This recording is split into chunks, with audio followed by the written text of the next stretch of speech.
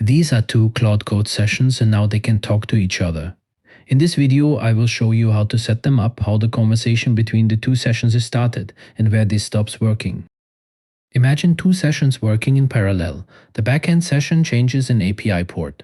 The frontend session is blocked because it still has the old value, cross-session messaging. Let's one Claude send that small update directly to the other, without you copying it between terminals. You need Claude Code version 2.1.224 or newer on macOS or Linux, including WSL2. Run the version command shown on screen to check it. Then open two terminals and start Claude in each project directory. Give both sessions clear names in this demo. They are called video source and video target. Here's the important part. Every local session creates discovery files and opens its own inbox socket. Claude uses the list agents tool to find reachable sessions. It uses the send message tool to deliver plain text. Claude handles both tools for you. The command shown on screen lists the sessions that are actually reachable. Being on the same machine is not enough.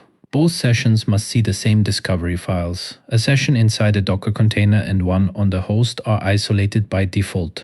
Two sessions inside the same container can communicate. Separate containers need the discovery folder and socket access to be shared deliberately. Without that shared boundary, they cannot find each other. Now the real terminals matter. The left session receives two facts for Project Orbit, port 47219, and release color amber. The right session gets a task that needs those values but never receives them. This creates a small visible dependency between two separate conversations.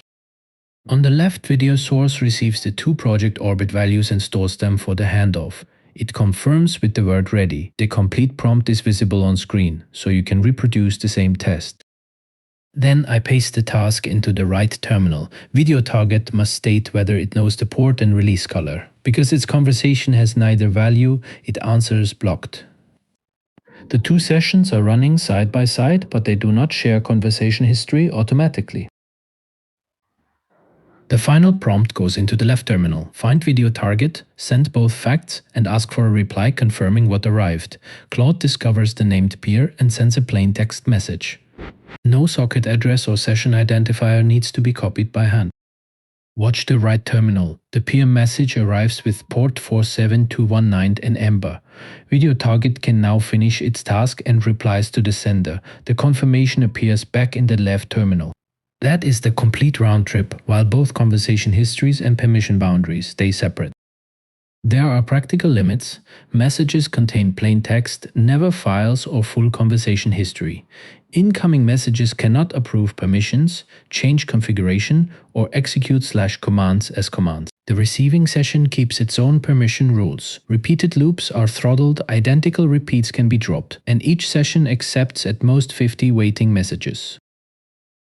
Local sessions can start new messages and send replies through their own inbox sockets. Sessions on another machine or Claude Code on the web appear through remote control. Those sessions are reply only, so a local session cannot start the cross-machine exchange. For small handoffs between parallel local tasks, this is immediately useful. Start two named sessions, check which peers are reachable, and let one send the exact fact that unblocks the other.